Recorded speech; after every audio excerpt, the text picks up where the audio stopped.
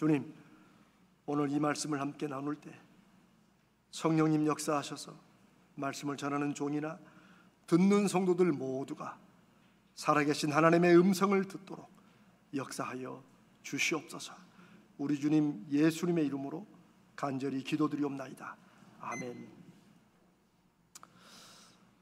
작년 12월 9일 중앙일보에 신문 기사가 이렇게 앞에 타이틀이 좀 길게 났는데 아주 특이합니다. 제가 그대로 읽어보겠습니다. 생존율 3%뿐 36명 죽인 일본 방화범, 의사가 기어이 살린 이유. 어때요? 좀 이런 제목이 나오면 한번 읽고 싶으시죠? 36명이나 죽인 일본 방화범을 살아날 가능성이 거의 없는데 의사가 기어이 살렸어요. 자, 내용은 이렇습니다. 아오바라는 일본 사람이 일본 애니메이션 회사에 응모를 했는가 봐요. 근데 떨어졌어요. 근데 앙심을 품고 그 회사 스튜디오에 휘발유를 뿌려서 불을 냈어요. 직원 36명이 죽었어요. 그리고 33명이 중화상을 입었어요. 일본이 발칵 뒤집힌 그런 사건입니다. 저는 그 사건을 몰랐어요. 그런데 2019년에 사건이 일어났는데 왜 2023년이 지난 작년에 재판을 시작하게 됐느냐? 그것은 그 사건을 일으킨 그 범인 아오바도 그 불구덩이 안에서 전신의 93%의 화상을 입었어요. 93%는 죽는 겁니다. 그런데 이 사람을 오사카 긴키대학병원의 화상 전문 의사인 우에다 다카히로시가 이 93% 이상 화상을 입고 당연히 죽는 이 범인을 수차례 수술하고 4개월이 넘는 동안에 끊임없이 집중 치료를 통해서 이 범인을 살려냈어요. 저도 이쯤 읽다가 제 마음속에 아니 이런 인간은 죽어도 싼데 뭐 이렇게 돈을 들여가지고 공공비용을 들여서 이렇게 악착같이 살리는 이유가 뭐냐, 이런 마음이 들었습니다. 여러분은 어떠십니까? 그런데 그 의사가 이 범인을 이렇게 살린 이유가 정말 의미심장합니다. 일본 NH방송과 인터뷰하는 중에 기자가 그걸 묻자 의사 우에다 씨는 그거는 피해자들과 특별히 그 가족을 위해서 그렇게 했다. 범인이 죽는 것으로 도망치게 내버려둬서는 안 된다고 생각했다. 그 다음에 더 얘기가 있지만 이런 얘기입니다. 만약 범인이 이대로 두면 당연히 죽는데 범인이 그대로 사죄 한마디 없이 죄값도 안 치르고 그렇게 죽으면 억울한 피해자들의 가족들은 그 마음을 풀 길이 없다. 그러면 범인은 죽는 것으로 끝나지만 그 가족들은 살아갈 수가 없을 것이다. 그래서 그 가족들의 마음을 조금이나 회복시켜주기 위해서 했다는 거예요. 그리고 이 아오바 범인이 재판이 끝나고 이제 판결이 아마 곧 났을 건데 하여튼간에 말로라도 피해자 가족들에게 너무 죄송하다.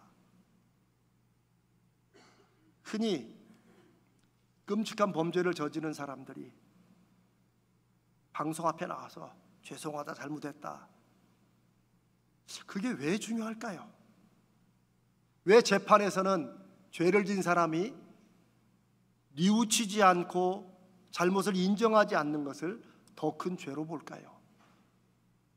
그것은 자기의 죄를 인정하느냐 안 해도 중요하겠지만 또 그렇게 해야 되는 이유는 적어도 이 우에다 의사가 이런 사람을 끝까지 살린 이유는 사실은 죄값을 치르게 하겠다, 이거보다는 초점이 피해자 가족들의 마음이 그나마라도 이 사람이 정의의 심판을 받고 잘못한 것을 인정하고 얘기했을 때 그나마 위로를 받게 된다고 생각했던 것입니다. 왜 그럴까요? 사람이 이런 존재이기 때문입니다. 사람은 마음에 응어리가 있고 뭔가 억울한 게 있고 뭔가 풀리지 않는 무언가가 있으면 이것에 평생 눌려 매여 살아갑니다. 사람이 그런 존재입니다. 하나님이 그렇게 우리를 지으셨습니다. 여러분, 현대 심리학이나 상담학이 많이 초점을 두는 부분이 뭔 줄 아십니까? 여러분 많이 들으셨을 거예요. 트라우마라는 것입니다.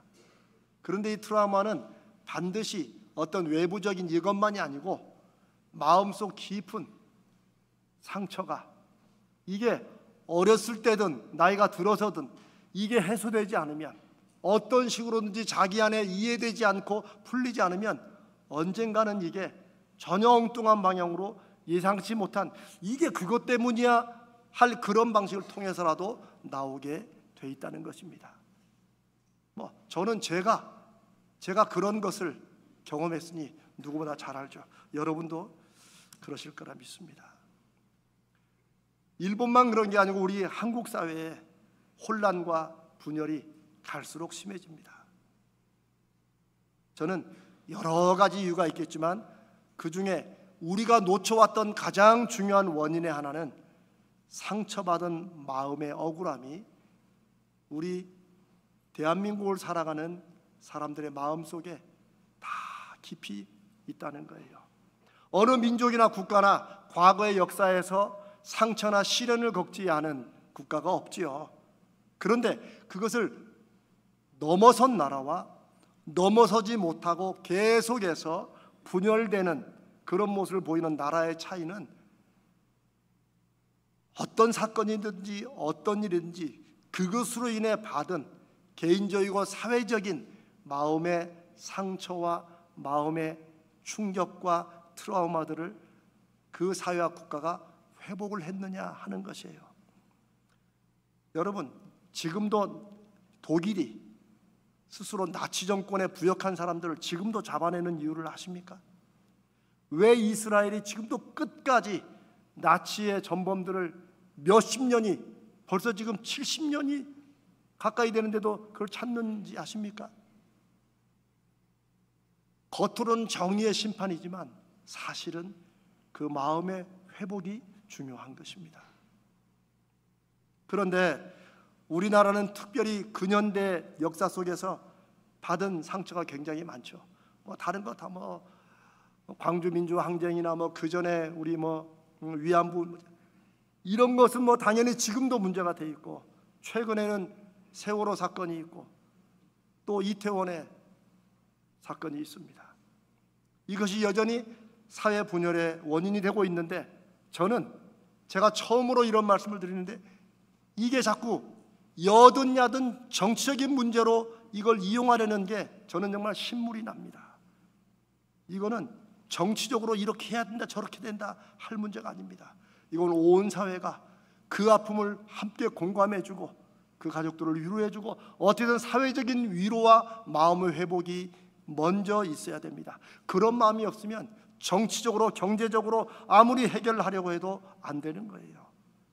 그리고 우리가 급속히 경제 발전을 이루어와서 지금 세계 10위권 안의 경제에 살고 있지만 어느 순간에 우리는 우리의 마음, 우리 내면의 이 문제를 너무 쉽게 생각하고 이건 별거 아니고 우선 잘 먹고 잘 사는 게 중요하다고 땀 흘려 노력하며 살아왔던 그 결과가 우리 안에 이 마음의 중요성을 다 잊어버리고, 그래서 잘 살지만 가장 분열된, 그리고 우울증이 가장 많고 자살률이 여전히 OECD의 1위인 불명예를 안고 살아가는 이유가 바로 거기 있습니다.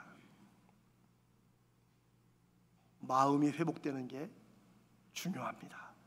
중요한 정도가 아니고 여기에서 우리 생명의 모든 것이 나오는데, 이 마음이 상처받고 공격받아서 눌리고 무너진 채로 제대로 살 수 있는 사람은 없습니다. 저와 여러분이 예수 믿고 하나님의 자녀가 되고 하나님이 주시는 약속과 응답과 축복에 가장 중요한 유익을 제가 다른 말로 표현하자면 하나님이 우리의 마음을 늘 회복시켜 주신다는 것입니다. 우리가 잘 아는 이사야 40장 31절, 그냥 듣기만 해도 힘이 나는 구절이 있죠. 제가 한번 읽어봅니다. 오직 여호와를 앙망하는 자는 새 힘을 얻으리니 독수리가 날개치며 올라감 같을 것이요 다른 박질하여도 곤비하지 아니하겠고 걸어가도 피곤하지 아니하리로다. 이 말씀 들으면 힘이 나죠. 근데 여기서 하나님께서 주시는 힘은 뭐 달리고 걷는 데 필요한 팔다리의 근육의 힘을 주신다고 생각하는 분은 없을 겁니다. 하나님이 우리를 달리기 선수로 만드실 것도 아닌데요.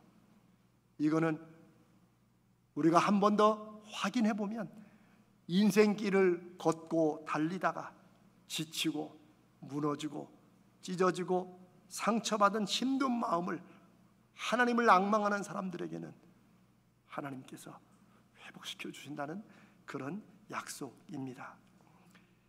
이 31절의 약속이 어떻게 시작되느냐? 27절에 그 시작이 이 말씀입니다. 야곱아, 어찌하여 네가 말하며 이스라엘아, 네가 이르기를 내 길은 여호와께 숨겨졌으며 내 송사는 내 하나님에게서 벗어난다 하느냐? 이 말씀에 대한 답을 하나님이 해오시면 31절에 우리에게 힘과 피곤치 않을 능력을 주신다고 말씀하시는 거예요. 지금 이스라엘이 하나님 앞에 호소하는 게 뭐예요? 내 길이 하나님 앞에 숨겨졌다. 왜 하나님, 내가 애쓰고 힘써서 하는 일들은 왜 다 안 되고 저렇게 나쁜 짓 하고 악하게 사는 사람들은 잘 되는 것처럼 왜 이렇습니까? 왜 내가 수고하고 애쓰는 모든 일들이 이렇게 허무하게 끝납니까? 대체 내가 어떻게 살아야 됩니까? 내 송사는 하나님에게서 벗어난다. 마음속에 살면서 억울하고 힘들고 벅차고 지치고 좌절하고 분노하고 의욕을 상실하고 우울하고 허탈한 이런 일들을 하나님 왜 안 돌아보십니까? 라는 말씀입니다. 그리고 하나님이 그런 이스라엘에 대해서 너는 알지 못했느냐? 너는 한 번도 안 들어본 사람처럼 왜 그렇게 말하느냐? 하나님은 하나님을 앙망하는 사람들에게 새 힘을 주신다. 아무리 인생길을 심하게 달려도 하나님을 앙망하는 사람들은 결코 지치지 않는다. 왜요? 우리 마음을 하나님이 새롭게 하시고 회복시켜 주시기 때문입니다. 여러분, 아마 여러분도 사시면서 경험하셨을 것입니다. 우리의 마음이 무슨 이유로든지 간에 어떤 사건이든지 간에 이게 마음이 뭔가 한번 눌리면 마음이 뭔가 억울함으로 뭔가 좀 안타까움으로 외로움으로 절망으로 소망이 없어서 한숨이 푹푹 나는 그런 마음으로 내 마음이 차 있으면 아무리 젊어서 팔다리가 튼튼해도 온갖 환경이 다 갖춰 있고 뭐 돈이 남부럽지 않게 있어도 그거 아무 소용없는 거 아마 경험하신 분들 있을 것입니다. 회복되지 않은 마음은 힘을 내어 살 수도 없고 그리고 제대로 살아갈 수가 없습니다. 그런데 지난 40년 동안의 한국 사회의 역사는 오로지 잘 살아보자라는 것, 대체 이 잘 사는 게 외적으로 돈 잘 벌고 수입이 많아지고 이러면 잘 살 줄 알았지만 그렇게 달려왔던 그 잘 사는 물질적 환경 속에 우리 마음의 근육이 어느샌가 다 풀려서 약해져 가지고 조금만 이러면 그냥 차에 누가 끼어들었다고 야구방망이 들고 가서 때리는 이런 나라. 아니 남대문에 불을 질러놓고 그거 세금으로 고치면 되지라고 말하는 나라. 이런 말을 자꾸 들으면 여러분 스스로 힘 빠지겠지만 적어도 예수 믿는 사람들은 그 시대를 하나님의 사람들로 살아가는 사명과 이유를 주셨다고 믿습니다. 그게 이 사회를 살아가는 우리가 믿음으로 해야 될 일입니다. 우리의 마음도 회복시키고 우리 이웃들의 마음을 회복시키는, 살려주고 위로주고 세워주는 그런 일을 우리가 해야 됩니다. 하나님이 그 약속을 해 주십니다. 우리가 읽은 잠언서 4장 23절은 세상 무엇보다도 마음을 지켜야 된다고 하나님이 명령하십니다. 그런데 그렇게 말씀하시는 하나님은 동시에 우리가 마음을 지키려고 해도 때로는 이게 잘 안 지켜진다는 거, 애를 쓰는데도 이게 무너진다는 거, 내가 그렇게 상처를 안 받으려고 하는데도 상처가 된다는 거 아십니다. 그게 주님의 말씀입니다. 이 세상에서는 실족하는 일이 없을 수가 없다. 그러나 실족하는 자는 화가 있을 것이다. 이미 주님도 이 세상이 마음의 상처를 주고받는 세상인 걸 아신 거예요. 그러니 예수 믿는 우리는 마음을 회복시켜 주시고 마음이 생명의 모든 것이 나오는 중심인 것을 말씀하시는 하나님 앞에 우리의 믿음이 무엇인가? 우리가 오늘 이렇게 예배드리고 찬송하고 기도하고 또 끝나고 함께 내려가서 식사하고 세미나도 하고 하는 이 모든 일들이 뭐예요? 우리 마음을 회복시키시고 마음의 근육을 든든하고 탄탄하게 만드는 저는 하나님의 역사요 하나님의 거룩한 사역이라고 믿습니다. 그래서 제가 사실 주일 예배 드릴 때마다 제일 신경 쓰는 것은 늘 기도하는 것은 하나님 힘들고 지쳐서 간신히 언덕에 올라왔는데 예배 드리고도 아무런 위로나 힘도 없이 그냥 빈 마음으로 왔다가 빈 마음으로 가는 성도들 없도록 하나님 그것만큼은 역사해 주시옵소서. 정한 되면 밥 먹고라도 밥을 먹으면서라도 마음의 위로받고 그래 내가 이것 때문에라도 교회 오지 이런 마음이라도 갖고 가도록 이곳은 하나님의 위로와 격려와 마음을 새롭게 해주시는 역사가 어떤 일을 통해서라도 나타나도록 해주시옵소서. 그게 저의 기도고 이 마음에 공감하신 여러분들은 저와 함께 그런 기도를 같이 해주시기를 부탁드립니다. 사랑하는 여러분, 마음을 회복하는 방법은 여러 가지가 있고 또 사람마다 다를 수 있습니다. 그러나 이 마음의 회복과 관련해서 우리가 꼭 알아야 될, 기억해야 될 두 가지 사실이 있습니다. 첫 번째는 마음은 상처를 받고 공격을 받는다는 거예요. 그럴 수 있습니다. 그런데 그럴 때 우리가 할 일은 왜 나만 이래? 라고 상처받은 것에 스스로 빠지는 것이 아니라 마음을 회복하는 것입니다.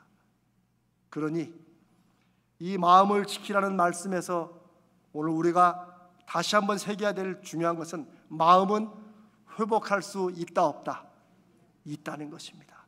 마음은 회복할 수 있고 그리고 회복해야 된다는 것입니다. 우리가 믿음으로 살고 기도하고 찬송하고 이 하는 모든 일들이 우리의 마음을 회복시키는 거룩한 은혜의 길이 되는 거예요. 마음은 회복할 수 있고 마음은 회복해야만 된다는 것을 다른 어떤 거룩한 믿음의 목표보다도 오늘 마음속에 새기시기 바랍니다. 이게 아주 중요합니다. 우리가 때로 마음을 지키려고 애쓰지만 마음을 못 지키고 마음이 무너졌을 때 그때는 성령의 은혜로 이 말씀이 생각나서 마음을 회복할 수 있고 마음을 회복시켜야 된다. 내가 어떻게 회복시킬 것인가를 주님 앞에서 그리고 함께 회복시키는 길을 찾아가시기 바랍니다. 반드시 됩니다. 신경 끄기의 기술이라는 그 책 제목을 참 요즘은 그렇게 좀 자극적으로 잘 짓는 것 같아요. 그래서 이게 저도 이 책을 처음 봤을 때 모든 걸 신경 끄고 살라는 건가? 근데 거기 부제가 그게 아니고 인생에서 가장 중요한 것만 남기는 힘, 즉 어떤 일은 중요한데 초점을 두고 어떤 일은 신경을 끄고 하는 이런 것들을 이 책에 잘 다뤄놨습니다. 이 마크 맨슨이라는 미국 사람이 쓴 책인데 이 사람이 얼마 전에 유튜브에 영상을 하나 올렸습니다. 최근에요. 그런데 그 유튜브 제목이 세계에서 가장 우울한 나라를 여행하다. 여러분 어떤 나라인 줄 아세요? 안타깝게도 우리나라입니다. 그럼 죄송합니다. 이 나쁜 놈이 왜 우리나라를 여행하면서 세계에서 가장 우울한 나라를 여행한다고 했을까? 좀 제목은 불쾌하지만 사실은 저는 그 내용을, 저는 동영상은 안 봤습니다. 저는 뭐 유튜브 잘 안 봅니다. 그런데 거기 다룬 신문 기사를 쭉 읽어보니까 사실 가장 우울한 나라, 우리가 이제 더 이상 뭐 말해도 다 알 만큼 우리도 알고 있는 우리 사회의 아픔과 이 문제들을 세상에 잠깐 여행하는 외국 사람이 이렇게 쉽게 알 정도인가, 저는 그것 때문에 마음이 좀 아프더라고요. 이미 다른 사람들이 우리 문제를 다 아는데, 쓱 봐도 아는데 그 안에 살아가는 우리만 여전히 모르고 있는가 하는 그런 생각이 들었습니다. 그나마 다행인 것은 이 맨슨이라는 사람이 가장 우울한 나라 한국을 여행하면서 마지막 끝부분에 그래도 이런 희망적인 메시지를 남겼습니다. 그래도 한국인은 어떤 어려움도 이겨내고 회복하는 회복력이 강한 나라다. 그게 우리나라 그동안 근현대 역사에서 보여준 거예요. 그러니 이 회복력을 활용하면 자기가 말한 이런 우울함이나 이런 문제들도 이겨낼 수 있을 것이다. 뭐 이런 걸 영상으로 했다고 그래요. 이 사람 말한 게 중요하다기보다는 오늘 우리가 6번째로 마음을 나누는 이 핵심이 바로 회복력입니다. 하나님은 회복시켜 주시고 우리는 그 회복을 우리 스스로 마치 마음의 근육처럼 이 회복력을 자꾸 키워가야 됩니다. 한 번 더 말씀드립니다. 마음을 지키기 위해서 공격과 상처를 받지 않는 것도 중요하지만 이 사회에 살아가면 이런저런 이유로 상황으로 마음은 공격받고 상처받고 무너질 때 있습니다. 그러나 그럴 때 회복할 수 있고 다른 무엇보다 마음을 회복하는 게 중요하다라는 사실을 새기시기 바랍니다. 두 번째, 마음 회복에 중요한 것은, 자, 그럼 어떻게 회복하느냐? 원리만 말씀드리면, 마음을 여러분들이 빨리 잘 회복하기 위해서는 여러분이 여러분 마음을 잘 아셔야 돼요. 제가 전에 행복에 관한 설교를 나눴을 때 잠깐 드린 말씀이 있어요. 어떻게 하면 내 마음이 기뻐지고 마음이 든든해지고 마음이 좀 새로워지는지 여러분이 그걸 아셔야 돼요. 그걸 모르면 내가 나를 모르는 거예요. 내 이름으로, 내 직장으로, 내 경력으로 우리는 나를 아는 것처럼 말하지만 정말 아는 것은 내 마음의 흐름과 내 마음의 회복의 길을 아는 거예요. 한술 더 떠서 기왕이면 여러분만이 아니고 여러분의 사랑하는 가족들, 아내, 남편, 자녀들, 부모님들 혹은 가까운 믿음의 사람들, 이 사람들 내가 가까워 잘 알지가 아니라 그들의 마음이 무너졌을 때 내가 어떻게 살릴 수 있을지, 그 사람은 이런 거 좋아해, 마음을 회복하는 길을 여러분이 오늘 이 말씀으로 다시 한번 마음에 새기시고 여러분 자신을 알아가시기 바랍니다. 우리가 자기 발견 세미나를 하는 이유도 그거예요. 이 다른 목사들 이런 거 못합니다.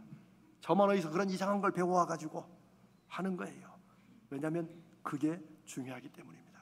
어떻게 여러분 마음이 상처받고 어떻게 하면 회복되는지, 다른 사람은 아무렇지도 않게 넘어가는데 나는 그 말이 왜 이렇게 신경 쓰이고 눌리는지 이걸 알아야 됩니다.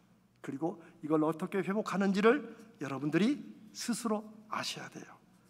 그래서 우리가 하나님 앞에 기도도 하고 예배도 하고 순모임도 하는 거예요. 여러 가지 우리 교회에서 1010 상담센터를 세운 이유도 그거예요. 우리 교회 가는 모든 일들을 저는 사랑하는 하나님의 사람들을 세우는 일에 초점을 둘 것입니다. 억지로 기도 안 되죠. 기도만큼 짐되는 게 어디 있어요.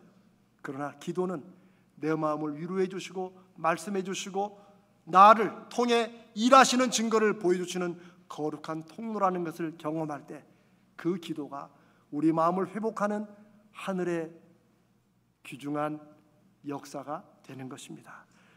우리 삶의 모든 게 다 그렇습니다. 사랑하는 여러분, 그러나 마음을 회복하고 살리는 일이 꼭 이런 신앙적이고 거룩한 방법으로만 하는 것은 아닙니다. 건전하고 건강한 다른 것들도 찾으세요. 그리고 그걸 활용하세요. 여러분 커피를 마시고 맛있는 음식을 먹고 좋은 곳에 여행을 가고 홈쇼핑에 주문하고 또 택배를 두근두근 기다리는 것도 좀 해보시고 뭐 요건 잘하실 것 같아요. 그런데 중요한 건 혼자 하지 마시고 마음을 회복할 때 아주 중요한 것은 혼자 안 된다는 거예요. 아니 혼자도 되겠지만 시간이 오래 걸려요. 그런 사람이 있어야 돼요. 만약에 부부가 잘 안 되면 사실은 우리 가족에게도 말하지 못하는 이런 게 있을 수 있어요. 그래서 믿음의 공동체라고 우리가 부르는 거예요. 그래서 예수님이 우리를 가족이라고 부르는 거예요. 새로운 가족. 그러니 교회에서 적어도 한두 사람 정도는 내가 내 마음을 터놓고 얘기할 수 있는 그런 사람들을 여러분이 꼭 찾으시기 바랍니다. 있어야 됩니다. 있어야 됩니다. 찾으셔야 돼요. 우리가 1대1로 제자훈련 하는 이유도 그걸 통해서 이거 성경 공부하라고 하는 것이 아닙니다. 그렇게 함께 내 마음이 눌릴 때 와 커피 한잔 하게, 내 얼굴이 어두워진 것만 봐도 왜 이래, 나와 밥 한번 먹게, 그러면서 하나님이 회복시키시는 은혜의 역사가 칼국수 한 그릇에, 함께 마시는 커피 한 잔에, 함께 보는 영화 한 편에, 뭘 하든지 그걸 통해서 하나님은 역사하시는 줄로 믿습니다. 사랑하는 여러분, 마음의 한계만 정해놓으면 하나님이 지으신 모든 것이 선하기 때문에 우리 삶에 버릴 것이 없습니다. 그 마음을 가지시고 오늘 우리가 다른 무엇보다 믿음이 좋다는 것, 신앙이 성숙했다는 것은 마음을 회복하는 근육이 탄탄하다는 것으로 생각하시고 마음을 회복하고 마음을 회복시켜주고 살려주는 그런 믿음의 사람들 되시기를 주님의 이름으로 축복합니다.